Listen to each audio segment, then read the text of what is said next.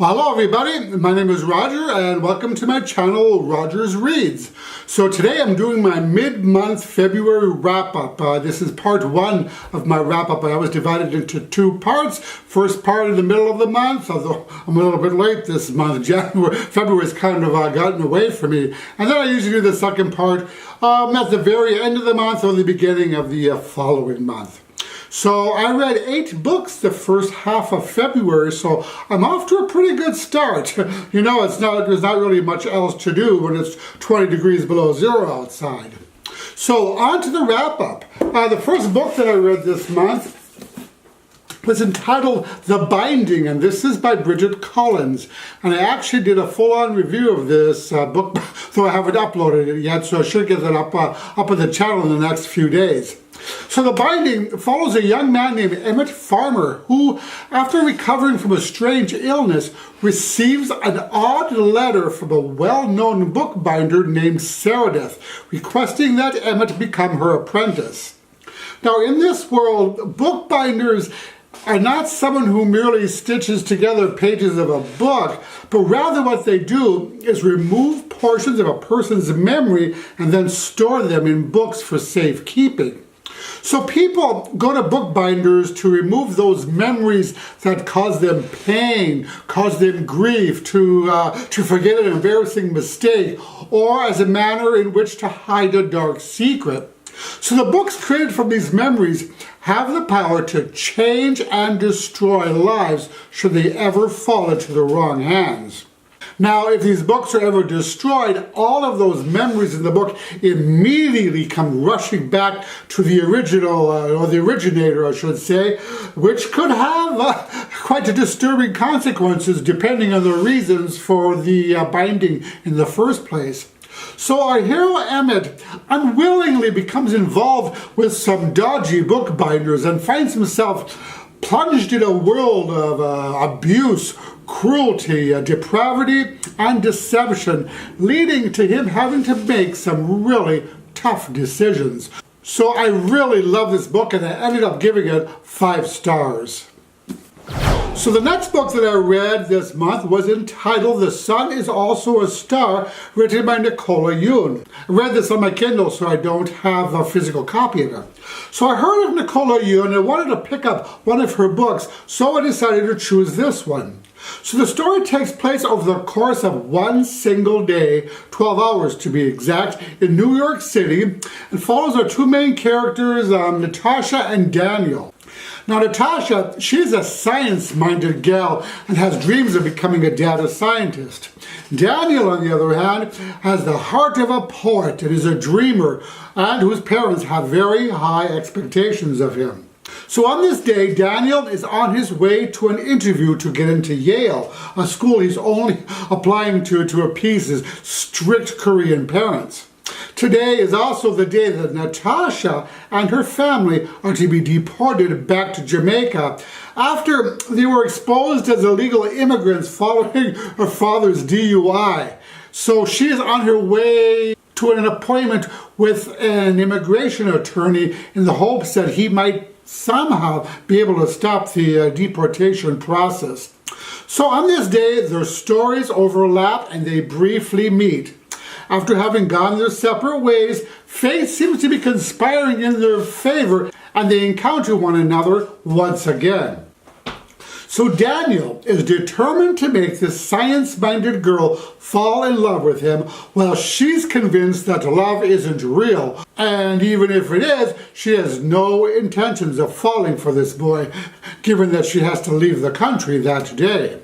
So as I'm reading this, I'm thinking that this is going to be a contemporary insta-lovey romance.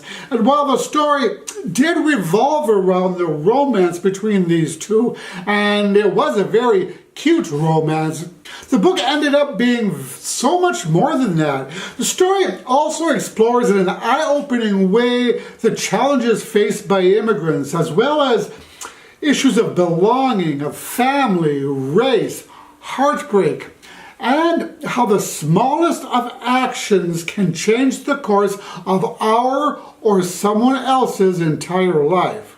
And with our two characters here, I really enjoyed seeing the melding together of two very different cultures, Jamaican and South Korean. And our two characters' ethnicity played actually quite an important role in the story, especially where their families are concerned. So I actually found this part of the story quite riveting. So the third book that I read thus far in February is entitled A Curse So Dark and Lonely by Bridget Kemmerer. So I've been a fan of Bridget Kemmerer ever since I read her Elemental series, which features four brothers, each who have magical powers. So I was really excited when I heard that she was doing a contemporary fantasy retelling of The Beauty and the Beast, although it's a tad darker than the original. So the story follows the enigmatic Prince Reid, Crown Prince of Emberfall, who was cursed by a powerful enchantress named Lilith. So how his curse works is that for the past 300 seasons, Reid has repeated the autumn over and over again, after which he turns into a different beast every time, but a beast hell-bent on destruction. So during his time at the Beast, he's murdered his family, his guards, his army, and numerous innocent townspeople, so that the only person left at the castle is a man named Gray, Reid's loyal guard commander. Now the stipulation of the curse is that it can only be broken if a woman falls in love with him before the end of autumn. So each season, Gray, who has the power to travel between their world and our world, brings back a young woman in the hopes that perhaps she will be the one. So it's not easy for somebody to fall in love with a bloodthirsty beast, so Reid has not been very successful in finding his true love, until a woman named Harper comes into the picture. But there's a lot more going on than just Prince Reid's curse. There's powerful forces threatening the kingdom and its people. So our characters soon understand that it's going to take a lot more than just ending the curse to save the kingdom. So I really love retellings, and this was definitely one of the better ones. So I've already posted a full review of this on this channel, so you can check it out if you're so inclined. So the fourth book that I read thus far in February is entitled Tin Heart by Shivaun Plozza. So Tin Heart is a contemporary novel by an Australian writer that follows 17-year-old Marlo Jensen, and our story opens 1 year after Marlo has received a heart transplant. After both she and her peers had thought of herself for so long as a sick girl or dying girl, Marlo is kind of at a loss now to figure out who she really is and how she fits into the world now that she has been given the gift of time. She's also resolved to discover who her anonymous heart donor is, hoping to contact the family in order to express her gratitude. Though transplant recipients are forbidden to contact donor families, Marlo pursues forward with some interesting and sometimes cringeworthy results. So in addition to the intrigue surrounding Marlo's heart transplant and her search for the donor family, we also delve a little bit into Marlo's very unique family. Her mother is a passionate vegan activist who opened up a vegan shop right next door to the neighborhood butcher, and she has taken up the personal mission of protesting in front of the butcher shop whenever possible. But when the rivalry between Marlo and the butcher's son, who she's nicknamed Butcher Boy, heads kind of into the romance territory, all sorts of humorous hijinks ensue. And Marlo's little brother is also kind of a cross-dresser, and he dresses up for school every day as though it were Halloween. And some of his outrageously flamboyant costumes definitely had me cackling a few times. So, though this storyline was no doubt a serious one and pulled at my heartstrings in many places throughout the novel, the story was also sprinkled with plenty of humor, light-hearted banter, and wit, rendering it an especially enjoyable and satisfying read. So all in all, Tin Heart is a well-crafted, stunning contemporary novel of many layers with a huge heart and an important message. And, it's the kind of book that'll hit you right in the heart. Pun intended. So in the spirit of disclosure, I did receive an advance reader copy of this book from the publisher in exchange for an honest review. So the fifth book on my list is entitled Between the Lies by Michelle Adams. So Between the Lies is an intriguing psychological thriller that follows Chloe Daniels, a young woman in her 30s who wakes up in the hospital following a coma. So she has no memory of who she is or how she ended up in the hospital. So several strangers come to visit her, claiming that they are her family, but of course she has no recollection of them.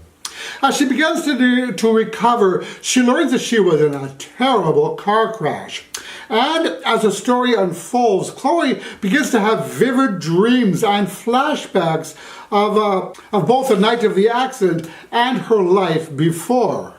Though her recollections don't really seem to jive with the vague snippets of information her so-called family has told her. So as she struggles to piece together her life, she begins to suspect more and more that her family is not only withholding vital bits of information from her, but they are outright lying to her about who she really is and what happened the night of her car crash. She's also finding it more than a little bit disconcerting that they refuse to let her out of the house on her own past the locked gate, causing her to suspect that maybe her isolation is more for their benefit than for hers.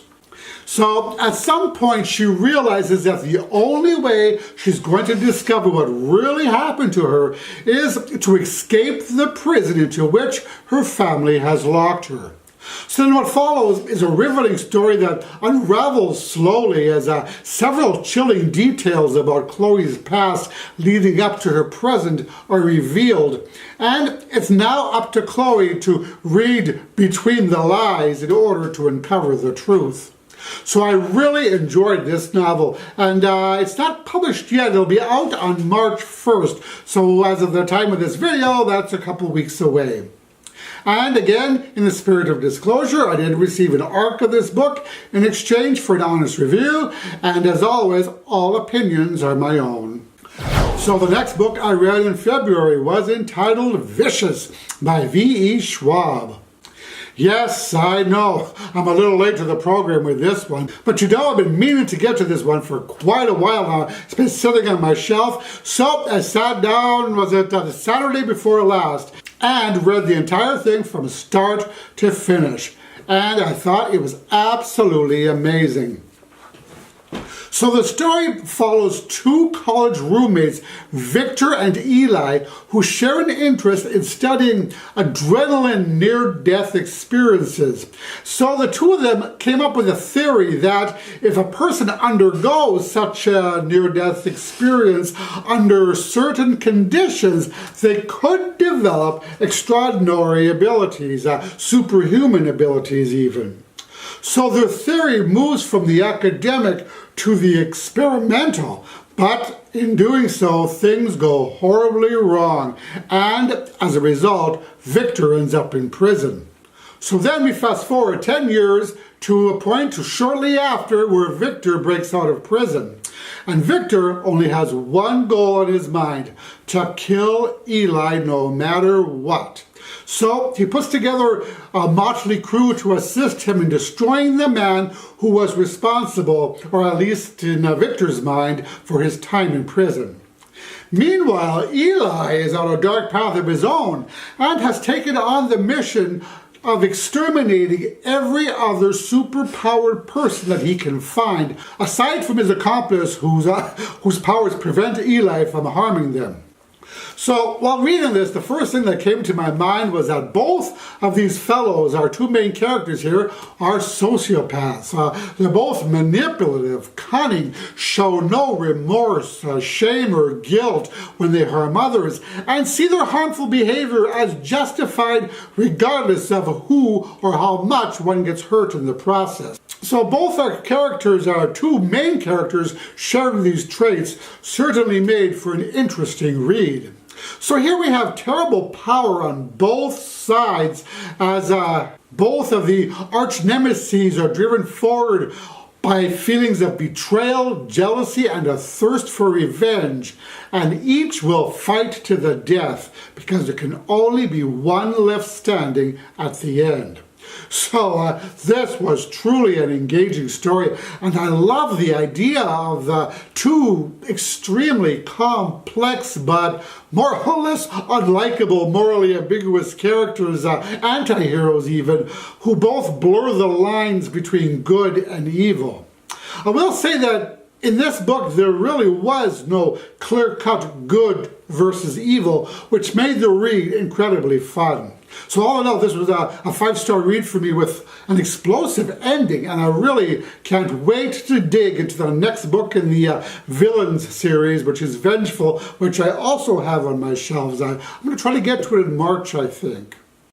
So the next book that I read in February was entitled The Woman in Cabin 10, and it was written by Ruth Ware. I actually listened to this on Audible, so I don't have a physical copy of it. So this was actually my first Ruth Ware book, and follows Laura Blacklock, who goes by Lo in the story, a journalist who writes for a travel magazine called Velocity. So she has just been given an awesome assignment, a week on a luxury cruise ship called the Aurora, which has set off in its maiden voyage to see the Aurora Borealis. But her dream assignment soon turns into a nightmare when Lo is positive she heard the woman from the cabin next door, a woman she met briefly earlier that day, gets thrown off the boat. She's sure that she awoke to the sound of a woman's scream, followed by a loud splash. There's also smeared blood on the balcony glass partition that separates the two cabins on the balcony. So when she reports the incident, she learns that all passengers on the boat are accounted for, and that there was never anybody registered to cabin 10. When she's later accompanied back to the room with the boat's steward, she verifies that cabin 10 is indeed empty and stripped, and the smear of blood on the partition is also no longer there. So Lo is insistent that she did not imagine the woman that she spoke to. Hell, the woman even gave her a tube of mascara. Now, it is worth mentioning here that Lo had just gone through a horrible ordeal when she was burgled while she was at home, and that incident is still causing her nightmares, insomnia, and a great deal of anxiety. She's also quite the drinker and has been swilling down booze like crazy since the start of the trip, something she should not even be doing because booze mixed with her anti-anxiety meds is a huge no-no. So the question is, did Lo really see what she thought she saw, or did she just imagine it? So this idea here, kind of had a woman in the window vibe to it, I thought. So the tension mounts, and in spite of the self-doubt that is beginning to grow inside of her, she clings to what she believes and feels actually happened, and refuses to give up her investigation, perhaps forgetting that if she is right, then that would mean there is a murderer on the boat who could very well target her next. So this was quite a creepy, suspenseful mystery that kept me on the edge of my seat, curious as to what in the hell was actually going on this boat. You know, I found the whole idea of being stuck on a ship in the middle of the ocean with a possible killer quite unsettling and downright creepy. Now, I have to admit, it did take me a while to get into the story, but it really did pick up steam later on, and it ended up being quite a good mystery. So the last book that I read this month thus far is entitled Daisy Jones and the Six, written by Taylor Jenkins Reid. So Taylor Jenkins Reid is also the author of The Seven Husbands of Evelyn Hugo, a best-selling novel in 2017. So this book follows a fictional, iconic 70s rock band called Daisy Jones and the Six, who, at the absolute height of their popularity, when they had the world in the palm of their hands, broke up. And nobody knew why until now. So the book is told in interview format and follows Daisy Jones, an incredibly beautiful girl coming of age in the late 60s who dreams of becoming a singer. So while sex and the drugs are certainly great, it's rock and roll that thrills her the most. So by the time that she's about 20, I think, her voice is starting to get noticed. Also getting noticed during this time is a band called The Six, led by Billy Dunn. So Daisy and Billy eventually cross paths when the producer realizes that the key to unsurpassed success will be to put these two together. So what happens next is that they become the stuff of legends. So the making of that legend is what is chronicled in this book, written as an oral history / interview about one of the biggest bands in the 70s. So what's fun is that through these interviews of band members and people associated with the band, it becomes evident that not everyone has the same recollections and perspectives of the events. And this little fact made the story seem even more interesting and more real to me. So though the book first seems to be about drugs, sex, and rock and roll, it's also a novel about love and loss, about creation and destruction, and the struggle between making bad decisions versus the right decisions. But it's also about finding yourself and staying true to yourself even in the midst of chaos. So this novel was especially relevant to me as I kind of came of age during this time period, so I could really relate to a lot of what was going on here. Though anyone, no matter what your age, could enjoy this story. I certainly did.